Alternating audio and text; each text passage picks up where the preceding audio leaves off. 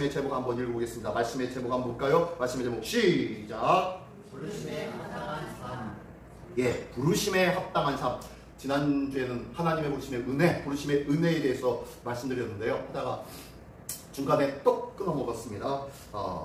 그렇게 길지 않을 줄 알았는데 길어지는 바람에 중간에 끊을 수밖에 없었어요.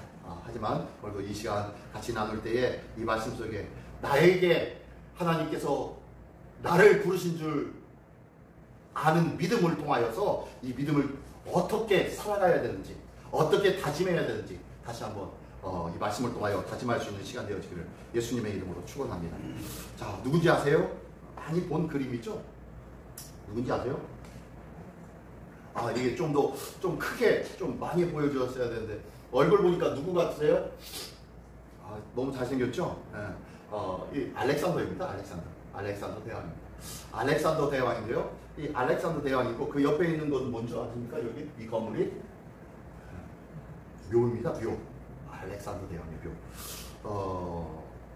이 알렉산더 대왕이 세계를 정복했죠. 어마어마한 일들을 했죠. 근데 몇 살에 죽습니까? 나이 33살에 죽습니다. 33살에 죽는데 아마 그 이유가 뭔지는 모르겠지만 아마 그 열병에 의하여서 그 모기에 물려서 열병에 의해서 죽은 것이 아니냐라고 그렇게 가장 많이 얘기하는데 한간에는 학자들이 아니다. 아래에 있었던 부하들의 독살에 의해서 죽었을 것이다 라고도 추정하기도 합니다. 어쨌든 이 알렉산더가요 신음 앓다가 죽었습니다. 근데요 신음 앓다가 죽기 전에 유언을 했어요. 세 가지 유언을 했습니다. 세 가지 유언. 뭘 유언했냐면은 1번 한번 읽어보실까요? 한번 보일까요? 한번 읽어보겠습니다. 시작. 내 관을 운반할 때 명의들을 앞장서게 하라. 네. 첫 번째는 내 관을 이제 운구할 때 그 운구하는 그 관 앞에 누굴 두냐면 이 세상 가장 저명한 의사들 가장 유명한 의사들을 앞에 내세우고 그리고 나를 데리고 가라. 왜요? 두 번째 볼까요? 두 번째 시작. 모든 재물을 흩어놓으라. 네. 내가 가지고 있었던 내 이 재물들을 땅에다 다 흩어놓으라. 세 번째 시작. 두 손은 관 밖으로 내밀게 하라. 네. 두 손은 관 밖에다 내밀게 보이도록 해놓으라는 거예요. 이 세 가지를 유언으로 해놨다는 거예요. 첫 번째 이 관 앞에 의사들을 앞세운 이유는 이 세상에서 가장 유명하다고 하는 이 의사들도 치료하지 못해서 알렉산더 대왕은 죽었습니다 라는 것을 알려주라는 거예요. 왜냐하면 나는 그냥 대충 하찮게 죽은 자가 아니라 아주 가장 유명한 의사도 치료할 수 없는 병에 의해서 죽은 자다. 그러니까 나는 누구의 부름을 받은 자다? 신의 부름을 받은 자다 라고 칭하기 위해서 이렇게 합니다. 나는 이 세상의 방법과 이 세상의 힘과 이 세상의 그 어떤 것으로는 나의 갈 길을 막을 수 없다. 그러므로 너희들 그렇게 알아라 라는 것을 알려주기 위해서 첫 번째 내 관 앞에다가 명의를 내놓으라는 거예요. 앞에 서서 관. 그리고 두 번째는요 모든 재물을 흩어놓으래요. 내가 가지고 있었던 재물들 수많은 나라를 이 온 나라를 정복하면서 얻게 된 그 온갖 큰 재물들이 있잖아요. 그 재물들을 가는 곳곳에서 다 하나씩 놓으라는 거예요. 그러면서 이 재물을 놓는 이유는 바로 이 재물을 위해서 내가 산 것이 아니다. 이 재물은 아무것도 아니더라. 이 재물을 위해서 산 것이 아니라 이 재물은 다 이 세상에서 다 놓고 갈 수밖에 없는 재물인데 내가 왜 이 재물을 위해서 너희와 이 땅에 정복하고 싸웠겠느냐. 나의 행함은 온 세상에 정복돼서 하나 되게 만들기 위함이다 라는 것을 알려주기 위해서 나는 이깟 재물에 휩쓸릴 만한 사람이 아니야 라는 것을 알려주기 위해서 이렇게 했다는 거예요. 세 번째 두 손은 관 밖으로 내밀어라. 어떻게 해요? 두 손은 관 밖으로 가지고 뭘 보여주라는 거예요? 빈손. 네. 빈손. 네. 공술의 공수거가 생각나죠? 공술의 공수거는 정확한 문헌에 어디 출처도 없습니다. 어디서 시작된 공술의 공수건지 모릅니다. 하지만 다만 아마 불교에서는 공사상이 있습니다. 공 비어있는, 텅텅 비어있는 공사상이 있는데, 이 공사상에 근거하여서 아마 많은 불도들이, 많은 불교 신자들이 만들어낸 말이 이 공수대 공수거가 아니냐. 빈손으로 왔으니 빈손으로 간다라는 것처럼요. 성경에도 나오잖아요. 성경에도 솔로몬이 그렇게 얘기했잖아요. 내가 적신으로 왔은즉, 욥이 그랬군요. 욥이 적신으로 왔은즉 빈손으로 가는 것이 당연한 거 아니냐라고 했고요. 솔로몬도 그런 얘기했어요. 그죠? 이렇게 성경에도 이렇게 말씀하고 있는 거예요. 다시 한번 보면 이 세 가지를 보면은, 그리고 마지막 거를 보면은, 이 세상에는 내가 아무리 노력하고 아무리 열심히 살아도 다 내어놓고 가야 된다는 거예요. 아마 이 알렉산더 이야기를 들어서인지 모르겠지만요, 삼성의 회장 누구죠? 옛날 이병철 회장이 가장 좋아하는 한자어가 이 공수의 공수거였대요. 그래서 한자를 붓으로 항상 쓰는 것이 이 공수의 공수를 많이 썼다는 거예요. 그래서 당신 사무실에다가, 당신 근무하는 사무실에 여기저기 크고 작은 공수의 공수를 다 적어놨고, 그리고 이 이병철 회장의 지금 누구죠? 이건희 회장한테도 이 액자를 써가지고 그의 사무실에다가 붙여 걸어줄 정도로 이 공수의 공수거를 굉장히 좋아했다는 거예요. 왜 그랬을까요? 우리나라 최고의 부자라고 생각되어지는 사람이 공수의 공수거를 이렇게 좋아했대요. 왜 그랬을까요? 느낀 거예요. 아닌 거예요. 깨달은 거예요. 물질을, 돈을 가지고 거래하다 보니까 이것도 순간이구나, 이것도 잠시 잠깐이구나 라는 것을 알고 느꼈을 거예요. 그러다 보니까 자기의 끝날도 이제 공수에 빈손으로 왔으니 공수고 빈손으로 가야겠지 라고 하면서 얘기하는 것이 바로 이 이병철 회장의 얘기였던 것 같아요. 어쨌든 이렇게 이 땅에는요, 많은 것들을 취하려고 하는 것이 이 땅에서의 삶의 모습 아닙니까? 많은 사람들이요, 전부 다 자기 거 끌어모으려고만 해요. 근데 고대로부터 내려온 많은, 역사적으로 많은 큰 인물이나 많은 사람들이 하나같이 하는 말은 뭐냐? 다 소용없어 라고 말씀하는 거라는 거예요. 이야기하고 있더라는 거예요. 그것처럼 우리 지난주부터 우리 전도서를 필사하고 있습니다. 전도서를. 여러분 전도서 어떻게 잘 쓰고 계십니까? 한 장, 1장 쓰신 분 한번 손들어 보시겠습니까? 네, 1장. 그러면 한 5장 정도 쓰신 분, 5장 정도. 그럼 다 쓰신 분. 2주일 만에 다 쓰신 분도 있더라고요. 네, 금방. 솔직히 이 전도서 양이 장마다 크지 많지 않아요. 그죠? 그런 이 전도서이니까요. 한번 해보십시오. 근데요, 이 전도서 1장 써보신 분들은 알 거예요. 1장 써시면서 느낀 것이 뭐예요? 이거 완전히 허무주의 사상이 아니야? 이거 헛되고다. 모든 것이 헛되다. 라고 하면서 헛되다고. 이것도 쓸데없고 저것도 쓸데없고 이것도 필요 없네?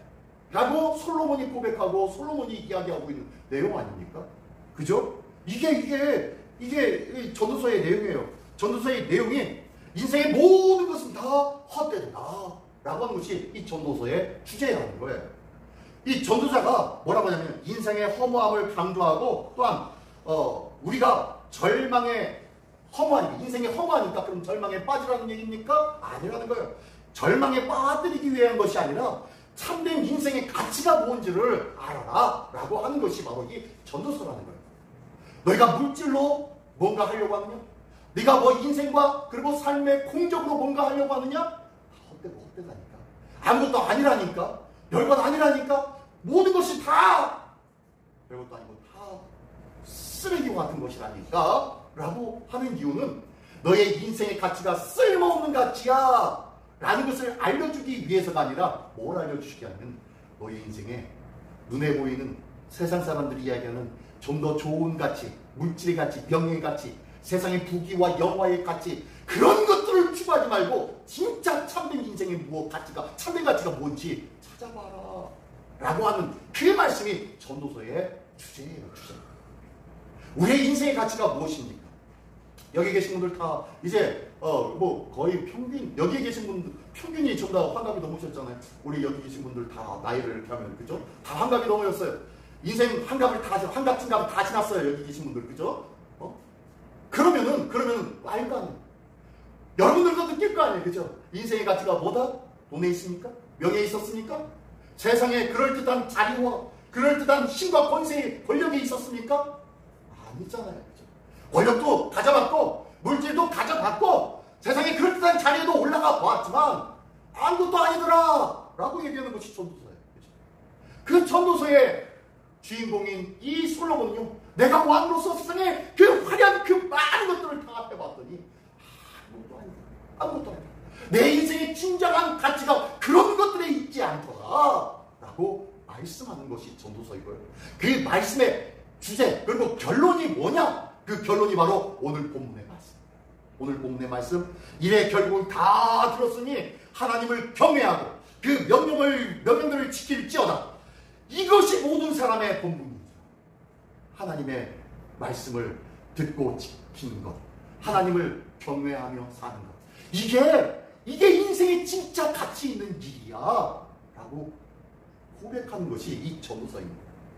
우리의 인생의 가치가 이 전도서를 읽고 필사함으로 인하여서 새롭게 다가오고 새롭게 다져지기를 예수님의 이름으로 축원합니다. 아멘. 예. 원래 전도서를 지난주에 첫 주에 하려고 했는데요. 첫 주는 주제 설교를 하다 보니까 못했고 오늘 같이 이 전도서에 대해서 같이 설교하면서 같이 나누려고 이 주제 말씀을 한 겁니다. 전도서가 이런 내용이니까 다시 한번 필사하시면서 하나님께서 원하시는 내 인생의 가치가 이 땅의 물질과 명예와 이 땅에 있지 않냐고 하늘에 있구나. 하나님의 명령을 따라 하나님을 향하여 살아가는 삶이구나 라는 것을 다시 한번 다짐할 수 있는 귀한 말씀 필사 시간들이 되시길 예수님의 이름으로 축원합니다. 자, 이렇게 전도서를 얘기했는데요. 자, 하나님의 부르심을 지난주에 하나님의 부르심을 받는 은혜 그리고 하나님의 부르심의 의미를 1, 2, 3 세 가지를 같이 나눴었습니다.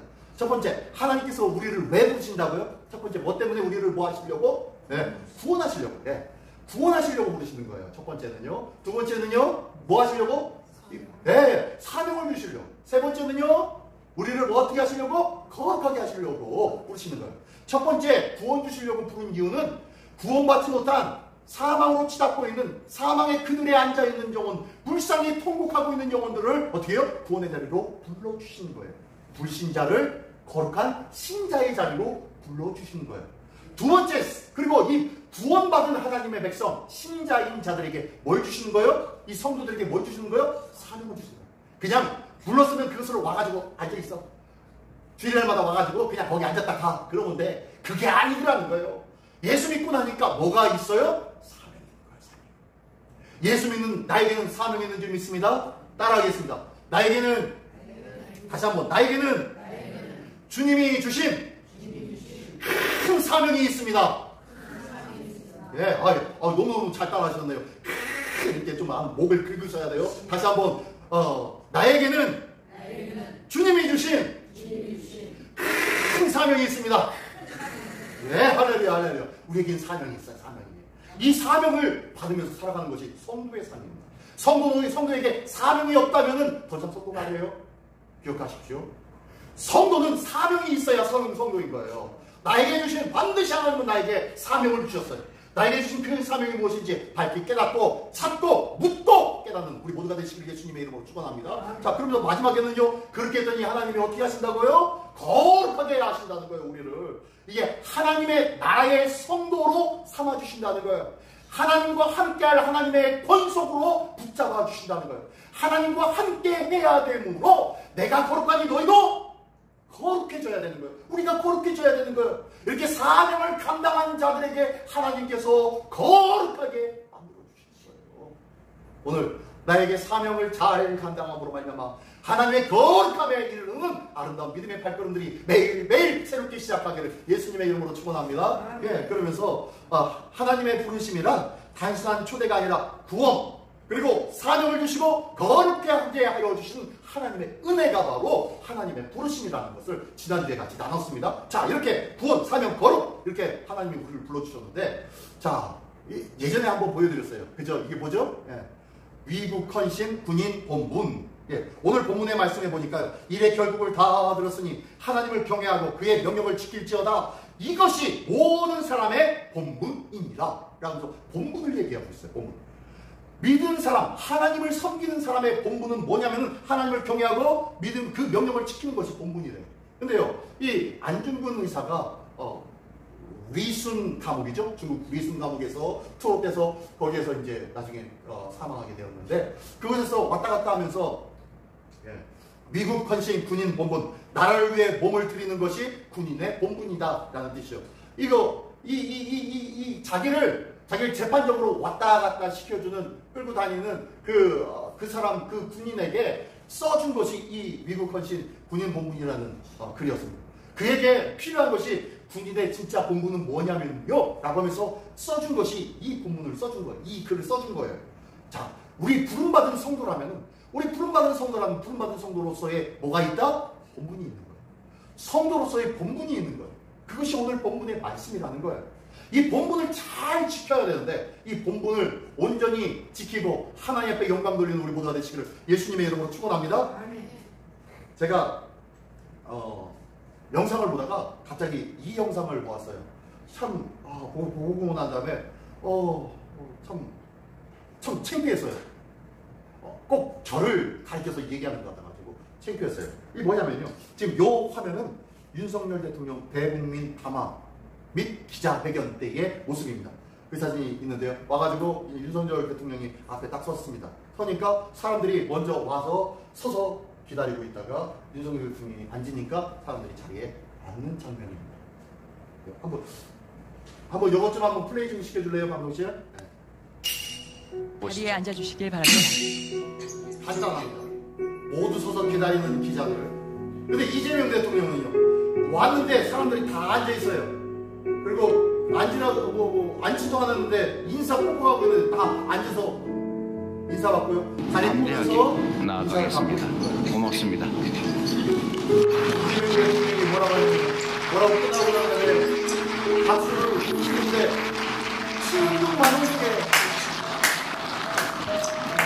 언론인들이 박수치기 부담스럽죠? 치지 마세요. 엄청 불편해하시는 것 같은데 아무도 시키지 않았습니다. 저는 치라고 박수한 적 한 번도 없습니다. 언론인 분들이신데 뭐 박수를 치고 싶겠어요? 치고 싶지 않으면 안 쳐도 돼요. 저 치라고 한 적 없어요? 라고 하면서 나오는 장면입니다. 근데 맨 마지막에 이 화면을 보고서 위에다가 뭐라고 써놨냐면 이 영상을 이렇게 올려놓은 사람이 누군지 모르겠지만 뭐라고 썼냐면요, 존중해 줄 때 잘해라 라고 하는 거예요. 무슨 소리예요? 이 윤석열 대통령이 들어가기 전에 앞에서 이렇게 하십시오 저렇게 하십시오 막 지도를 했을 거예요. 하면서 이렇게 하셔야죠. 서 있어요. 왜 딴짓 하지 마시고 함부로 딴소리 하지 마시고 하면서 막 이렇게 강압적으로 하면서 아주 강하게 사람들을 이렇게 지휘했었을 거예요. 자, 그랬는데 이재명 대통령 때 가니까 자유를 준 거예요. 편하게 해주는 거예요.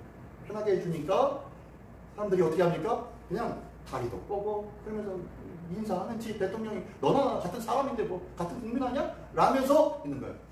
지금 뭐 하는 거예요?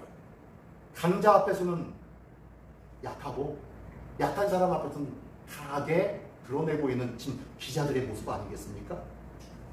이거를 가르쳤어요. 뭐냐면 약자의 특징이라고 해요. 약자.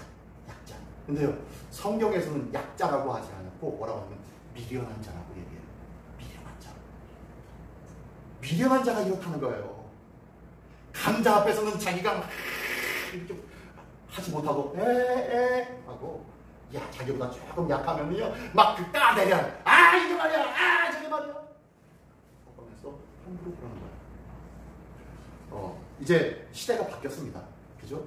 예전에 80년대 90년대 대한민국의 기독교도 그때는요 아주 튼튼하게 밀어붙였죠. 목사님의 리더십, 목사님의 카리스마라고 하죠. 그때는 카리스마. 근데 카리스마가 뭐예요? 뭐라고 하죠? 카리스마가 원래 뜻이 뭐예요? 은사예요. 은사, 선물. 은사가 카리스마입니다. 그러니까 목사님의 카리스마 하면 굉장히 위험 있고 크게 끌고 가는 것, 이게 카리스마라고 하는데, 실질적인 것은요 의미는 은사예요. 은사. 하나님의 은사. 하나님의 은사는 강하게 막 이렇게 싸잡고 막 끌고 나고 막 이런 것이 결코 아닙니다. 하나님의 은사는 뭐냐면요, 자유함이에요. 사랑과 온유함이에요. 그래서 모든 사람에게 자유함을 줍니다. 자유함을 주고 너희들이 마음껏 할 수 있는 대로 너희들이 마음껏 할 수 있도록 한번 해봐. 그리고 변하지 않는 것은 나에게가 아닌 하나님에게 대한 마음, 이 하나님을 향한 마음만큼은 변하면 안 돼. 나에게는 아무렇게나 해도 돼. 그러나 나가 아니라 하나님에게는 절대로 라고 이야기하는 거예요. 그게 누가 그렇게 하신 거예요? 예수님이 그렇게 하셨죠. 예수님이 그렇게 하셨기 때문에 예수님은요, 강자든 약자든 그들 앞에서 항상 온유함과 겸손함으로 섰어요. 물론 언제 화를 내고 언제 큰 진노를 발휘했습니까? 불법을 행했어요. 하나님의 뜻과 멀어졌을 때 그때는 크게 진노했어요. 성경을 다 뒤집어 엎어버렸어요. 그랬죠? 그러나 모든 순간이요 항상 양과 같았어요. 그냥 이러면요 저러면요 백성들이 원하는 대로 해줬고 원하는 만큼 제공해 주었던 분이 예수님이에요. 그러니까 사람들이 어떻게 해요? 만만하게 봤죠. 만만하게 보고 어떻게 해요? 예수님을 십자가에 못 박으라고 그런 거예요. 그렇죠? 이게 누구예요? 강약, 약자. 이게 어떤 사람이에요? 약자이고 미련한 자이고, 이게 어떤 사람입니까? 악인이에요. 악인. 악한 자들이 이렇게 하는 거예요. 사실 저도요 예전에 한번 말씀드렸던 것 같아요. 자꾸만 이렇게 성경을 사라고 하는 거예요. 암계 목사님이 원어 성경을 이렇게 풀이해가지고 이렇게 해가지고 예, 잘 알고 있어요. 그거 여러 번 전화 받았어요. 라고 했는데 계속 전화오는 거예요. 뭐 다른 사람이 여러 명이서 그것을 전화하고 막 그러면서 그거 가지고 뭐 하는지 모르겠지만 아무튼 그걸 판매하려고 하는 거예요. 막 한 권에 10몇만 원이래요. 그걸 어떻게 사요? 그래가지고 그거 알고 있어요. 많이 들었어요. 네, 알겠습니다. 라고 했는데 도저히 안 되겠어요. 그래가지고 내놓고서 얘기했어요. 하나님의 말씀이 이렇게 해가지고 그냥 하나님의 말씀의 원문이 이렇고 저렇게 해가지고 쫙 설명해줬어요. 설명해주고 난 다음에 그리고 난 다음에 한 말이 뭐냐면 그러니까요 저 알고 있으니까 전화 다시 하지 마십시오. 알고 있어요. 라고 끊었어요. 끊었는데 그리고 난 다음에도 대여섯 번은 더 왔어요. 모두가 다 다른 사람들이 전화했겠죠?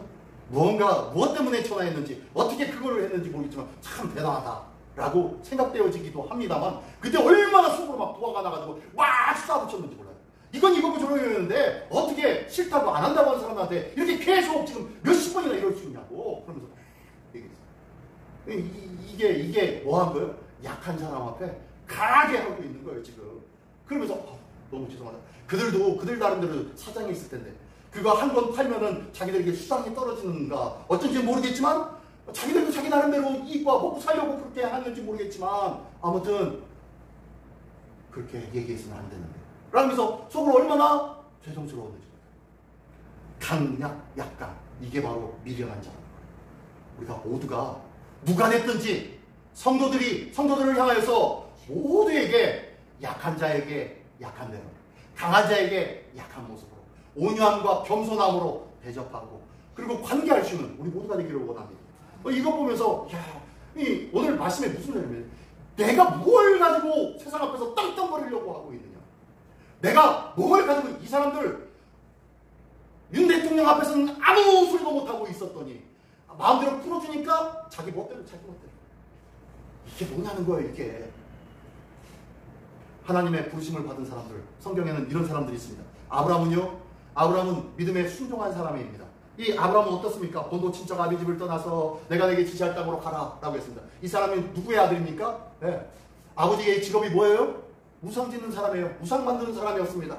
당시 갈대아 우르에서 메소포타미아 문명의 아주 가장 큰 그 도시에서 그곳에서 우상을 만드는 사람의 아들이었어요. 얼마나 많은 우상 속에 파묻혀 살았겠습니까? 그 집안에는 우상으로 꽉 차 있었을 거예요. 많은 사람들에게 더 좋은 것, 더 많은 우상을, 더 예쁜 우상을 만들어주려고 애쓸 때 아마 이 아브라함도 열심히 아버지를 도와서 우상 만드는 일에 함께 있었을 거예요. 그런데요, 그러한 자를 하나님이 불러주셨다.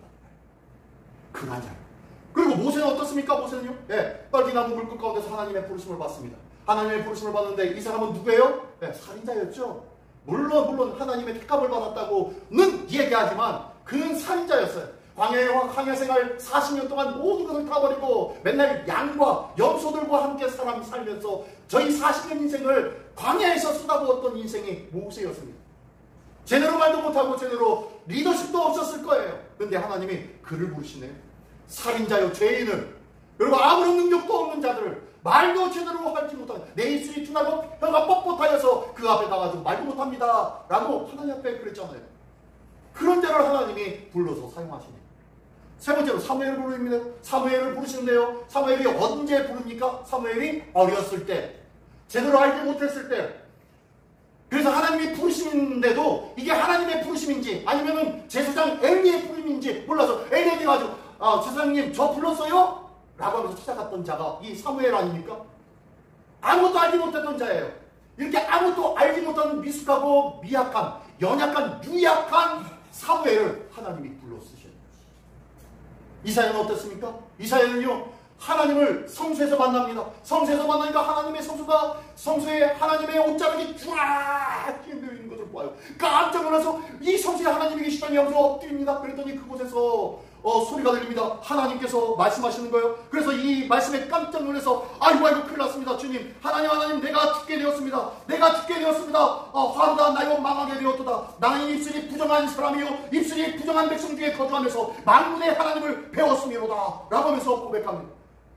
그랬더니 하나님께서 뭐 어떻게 합니까? 제단 숯불을 천사를 통하여서 갖다가 입술을 찢어버립니다. 입술을 찢어버립니다. 그래서 내 입술이 숯불로 찢었으니까 내 입술이 정하여졌느니라 라고 하시면서 말씀하신다. 내가 누구를 보내며 누가 우리를 위하여 갈꼬 라고 할 때에 이 이사야가 뭐라고 합니까? 주여 내가 여기 있사오니 나를 보내소서 라고 얘기합니다. 아마 이 이사야는요, 내가 가고 싶어서 가는 것이 아니라 이 상황과 형편에 하나님의 그 어마어마한 위엄과 그 놀라우신 그 무게감 있는 그 하나님의 그 위력 앞에 그냥 위축이 되어서 제가 갈게요 라고 했는지도 몰라요. 근데 하나님이 그렇게 부정한 자임에도 불구하고 다발적으로 제가 갈게요 라는 그 말을 확 잡아서 그래 네가 가라 라고 하면서 그에게 사명을 주십니다. 사도 바울은 어떻습니까? 또 사도 바울은요, 다메섹 도상에 예수 믿는 자를 핍박으로 갑니다. 근데 그 중에서 다메섹 도상에서 예수님을 만납니다. 예수님이 뭐라고 합니까? 왜 나를 핍박하느냐 라고 합니다. 그랬더니 주여 누시오니까 라고 하니까 나는 네가 핍박하는 예수니라 라고 하면서 예수님을 그때서야 만나게 됩니다. 이 사도 바울은 어떤 사람이요? 핍박하는 자예요.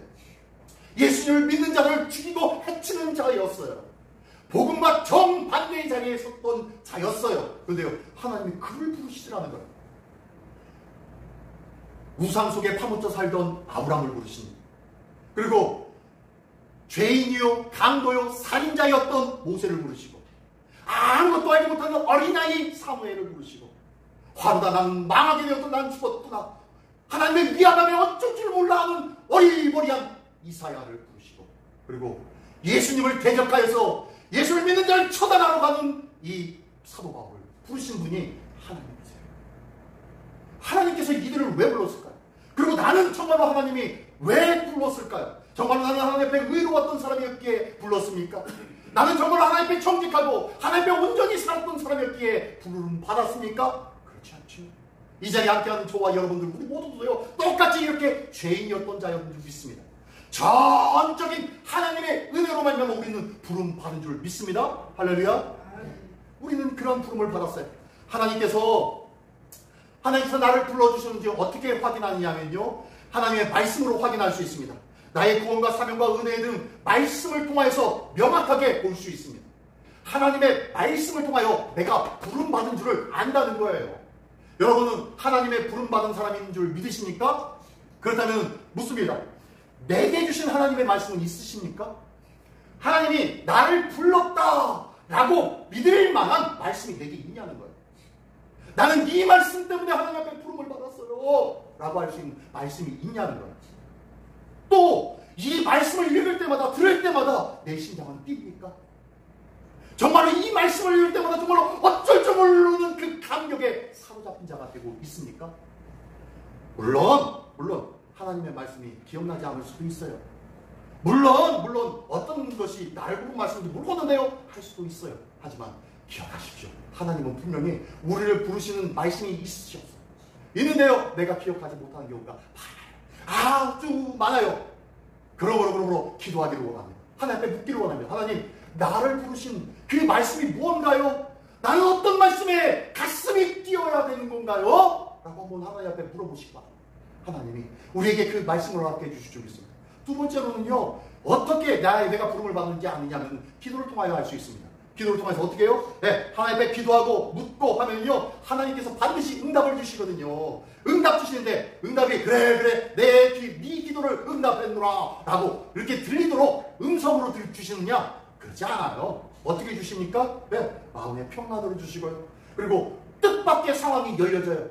이게 왜 해결되어지지? 라는 부분들로 응답해 주십니다. 그리고 성령으로 내 마음속에 확신의 마음을 주셔요. 하나님께서 이거는 분명히 응답해 주실 것 같다. 하나님의 성령께서 내 안에 평강의 마음을 주시고 마음에 확신을 주시네? 라는 것으로 기도하는 자만이 경험할 수 있는 거예요. 그런데요, 문제는 뭐냐면요, 나는 기도하고 있냐는 거예요. 하나님의 부르심을 받은 자로서 나는 기도하고 있냐는 거예요. 기도하지도 않으니까 이런 경험이 없죠. 이런 체험이 없지요. 기도함으로 말미암아 하나님의 역사와 음성을 듣는 일에 체험하기를 원합니다. 하나님이 나를 어떻게 이끌고 계시는지, 오늘 아침에 내가 일어나서 어떤 삶을 살아야 되는지, 내 마음에 성령님께서 뭐라 말씀하시는지 날마다 경험하고 체험할 수 있는 우리 모두가 되기를 원합니다. 어떤 자에게 이런 일들이 일어난다고요? 기도하는 자에게 일어나는 줄 믿습니다. 나는 기도하는 하나님의 백성 되기를 원합니다. 자, 그리고 마지막 세 번째로는요, 확신한 방법이에요. 상황과 형편을 통하여서 역사하는데요. 한번 읽어볼까요? 한번 시작.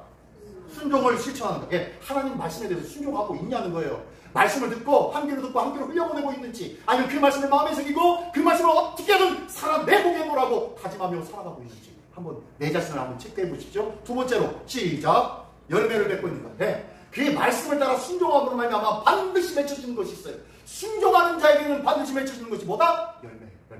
열매 맺는 삶을 살고 있는지 한번 내 자신을 돌아보기를 원합니다. 다시 한번 세 번째로 시작. 마음의 평안입니다. 정말로 평안이 있습니까? 내 안에 하나님의 말씀과 은혜의 삶을 누리면서 평안이 있습니까? 네 번째 시작. 영적 능력과 역사가 있는 하나님의 말씀과 기도로 간구하고 했더니 하나님의 응답과 역사가 나타나네요. 내 사랑하는 아들, 딸을 위해서 한 달 더워서 배 아프다고 하는 그 아이를 붙잡고 기도해 줬더니 할머니 배가 다 나았어요. 안 아파요. 라는 역사가 경험되어졌냐는 거예요. 경험해 보시기 바랍니다. 한번 해보시기 바랍니다. 그죠? 저기 가지고 약 좀 가져와봐. 약상자에. 그러지 마시고 기도해 주세요. 기도해 주시고 약 먹이세요. 하나님께서 역사하실 줄 믿습니다. 자, 그리고 다음 읽어볼까요? 시작. 교회 공동체에 순종합니다. 교회 공동체, 교회 안에서 이렇게 하겠습니다, 저렇게 하겠습니다 라는 일에 순종하며 하고 있냐는 거예요. 같이 동참하고 있냐는 거예요. 알아서 하시오, 할 수 있는 사람 하겠지요 라고 하는지, 아니면 알겠습니다, 열심히 동참하고 있는지. 하나님의 은혜의 공동체인데, 하나님의 주님의 몸된 공동체인데, 이곳에서 떨어진 명령과 나의 삶이 각각의 삶을 살아간다면 그거 문제 있는 거 아니겠어요? 그죠? 자, 그 다음에 시작. 교회 공동체에 나의 역할이 있는 것. 이 교회 안에서 내가 사모하고 내가 해야 할 사명이 있냐는 거예요. 내가 하고 있는 역할이 감당되어지고 있냐는 거예요. 기도하는 일이라도, 그리고 지나가면서 휴지를 줍는 일이라도 뭔가가 있냐는 거예요. 뭔가가 한 가지라도 하기를 원합니다. 교회 오셨으면요, 주님의 몸된 교회를 위해서 한 가지라도 하기를 원합니다. 교회 오셨으면요, 교회 성도님을 위해서 한 번이라도 전화 통화해 보시기를 원합니다. 이게 바로 나의 할 일이 있냐는 거예요. 내 역할이 뭐냐는 거예요. 내 역할이. 그 다음에 읽어보세요. 시작. 교회 지체에게 사명과 경력을 하는데, 교회 지체에게 내가 영향력을 미치고 있냐는 거예요. 하나님께서 내게 주신 은혜를 같이 나누고 있냐는 거예요. 그리고 그들에게 주신 하나님의 은혜를 내가 영향받고 있냐는 거예요. 하나님의 은혜가 서로 오고 가게 되어질 때 그 은혜는 배가 되어질 줄 믿습니다. 하나님의 은혜는요, 주님의 몸된 교회 안에서는요, 믿음의 시너지가 확실하게 나타나야 되는 거예요. 믿음의 시너지가 확실하게 일어나야 되는 곳이 교회입니다. 믿음이 각자의 믿음이 있는 교회라면요, 더 이상 교회가 아니라는 거예요. 한 마음이 되어질 때 믿음이 더욱더 융성해지고 뜨거워지며 그 안에서 기쁨과 감사와 은혜가 차고 넘치게 될 줄 믿습니다. 이게 바로 교회 공동체 안에서 또한 하나님께서 우리를 부르신 그 부르심을 확인하는 방법입니다. 이거 체크하시길 바랍니다. 한번 볼까요? 나의 영적 상태를 점검하라. 자, 이것으로 점검해 보시기 바랍니다. 자, 부르심에 합당한 자의 삶이란 첫 번째, 하나님의 부르신 사명을 아는 자예요. 두 번째는요, 뭐예요?